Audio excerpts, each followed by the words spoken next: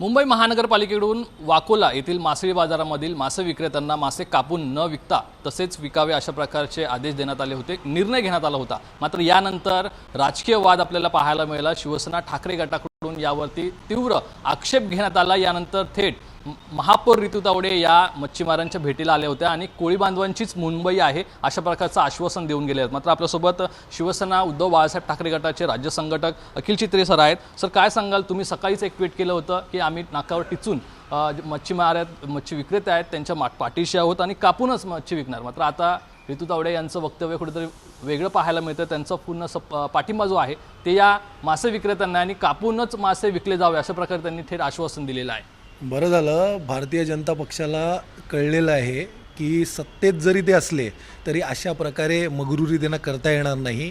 जेव्हा जनता एकत्रितरित्या आवाज उठवते अशा सरकारच्या विरोधात तेव्हा त्यांना त्यांचे निर्णय मागे घ्यावे लागतात। हा जो काय साक्षात्कार महापौरांना आज झालेला आहे, तर काल त्यांचं वक्तव्य काय होते, त्यांच्या पक्षाच्या जे कोण नगरसेवक आहेत किंवा महापौर आहेत त्यांचे काय वक्तव्य होते काल, आणि अशा प्रकारचा फतवा हे मुंबई महानगरपालिकेत भारतीय जनता पक्ष हे सत्तेत आल्यानंतरच का निघतात? मासेमारांनी तिथे मासली कापू नये अशा प्रकारचा अजब निर्णय हे एक वॉर्ड ऑफिसर घेतात। त्यांच्यावरती रितू तावडे महापौर जे आहेत त्या आलेल्या, त्यांनी काय कारवाई करणार असं सांगितलं? काय मिलीजुली सरकार होती, चाचपणी होती, आपण करून पाहूया बघूया काय होतं? एक गोष्ट महापौरांनी आणि भारतीय जनता पक्षाने हे विसरू नये की मुंबई ही कोळी आगरी बांधवांची आहे। तुम्ही असाल प्रथम नागरिक, पण इथले मुंबईचे प्रथम नागरिक 7-12वर ज्यांचं नाव सगळ्यात आधी कोरलं गेलं ना, ते कोळी बांधव आहेत मुंबईचे। म्हणून त्यांच्या हक्कावरती जर गदा आणायचा प्रयत्न केला तर शिवसेना, मराठी माणूस आणि मुंबई हे पेटून उठेल आणि तुमच्या विरुद्ध अशाच प्रकारे आक्रमकपणे येणार आणि असेच तुम्हाला तुमचे निर्णय मागे घ्यावे लागतात। आताच रितू तावडे यांनी त्यांची भेट घेतली, त्यांनी असंच वक्तव्य केलेलं आहे की कोळ्यांची ही मुंबई आहे। तर दुसरीकडे कुठल्याही प्रकारचे असे लेखी आदेश दिले गेले नाहीत असं सुद्धा त्यांनी म्हटलं आहे। शिवसेना ठाकरे गटाकडे कुठला मुद्दा नाही आहे दुसरा कोणता, त्यामुळे ते हा मुद्दा बाहेर काढतात असं त्यांचं म्हणणं आहे। जर समजा काही मुद्दाच नव्हता तर ते आज काय इथे फिरायला आलेले का? वाकोल्याला ते वाकोल्याला इथे फिरायला आलेले का? पाणी दौऱ्याला आलेले? इथे कोळी बांधवांवरती अशा प्रकारचा तुगलकी आदेश हे महानगरपालिकेच्या वॉर्ड ऑफिसर मार्फत काढण्यात आला होता, मुंबई महानगरपालिकेमार्फत काढण्यात आला होता। त्याच्या विरुद्ध 2 दिवस इथे संघर्ष सुरू आहे कोळी बांधवांचा आणि स्थानिक प्रशासनाचा। तर हे काय शिवसेनेनी किंवा विरोधी पक्षांनी उकरून काढलेला विषय आहे का?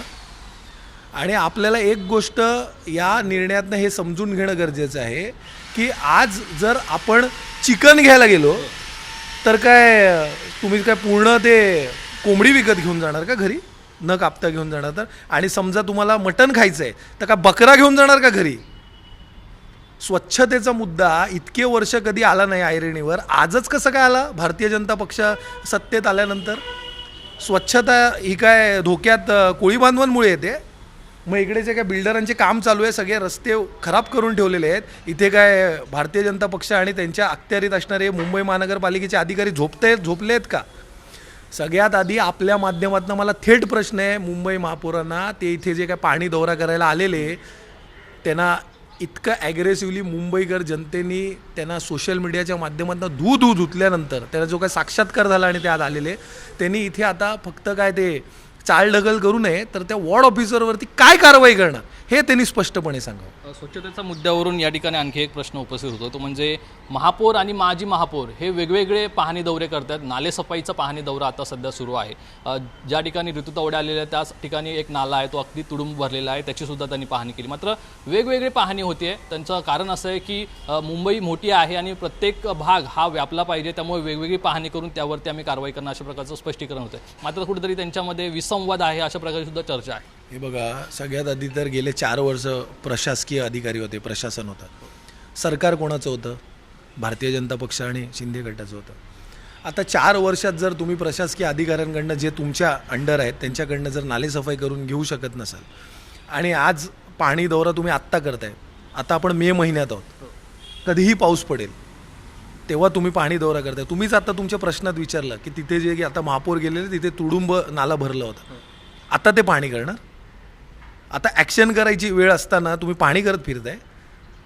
फक्त यातनं कॉन्ट्रॅक्टरकडनं पैसे, टक्केवारी, ते टक्केवारी कशी मिळणार, किती नाले साफ नाही झाले, किती झालेत, त्या हिशोबाने टक्केवारी ठरवण्यासाठी महापौर फिरत आहेत. तुमच्याकडनं नालेसफाईची पाहणी होणार आहे, किती काम झालं, काय कुठे काम झालं हे पाहणी होणार आहे तुमच्याकडून? 100% एक सक्षम विरोधी पक्ष म्हणून काय प्रकारे मुंबईत काम झालेलं आहे, मुंबईत काम झालं आहे की नाही झालं आहे, त्याचं मला असं वाटतं की जेव्हा कधी खोटारडेपणाचं प्रदर्शन करायला भारतीय जनता पक्ष आणि सत्ताधारी निघतील तेव्हा त्याचा पर्दाफाश हे विरोधी पक्ष म्हणून जे काय पाहणी आम्ही केलेलं आहे, जे आमच्या नजरेत आहे, जे आमच्या समोर आहे, ते आम्ही मुंबईकर जनतेसमोर ठेवू. धन्यवाद. तर हे होते अखिल चित्रे. आपण बघतोय या ठिकाणी माजी महापौर असतील किंवा महापौर असतील हे पाहणी दौरे करतायत. मात्र नागरिकांनी त्यांना जे प्रश्नांची उत्तरं मागितली त्यानंतर खरं तर ते सर्व अधिकारी असतील किंवा महापौर असतील रस्त्यावर उतरले आहेत, कोळी बांधव यांना भेटलेले आहेत. त्यामुळे आता कोळी बांधवांचं यावरती समाधान होतं आहे की आणखी हा मुद्दा तापणार हे पाहणं महत्त्वाचं आहे. कॅमेरा पर्सन धीरज चिपकरसह स्वप्नील जाधव, G24 तास, मुंबई.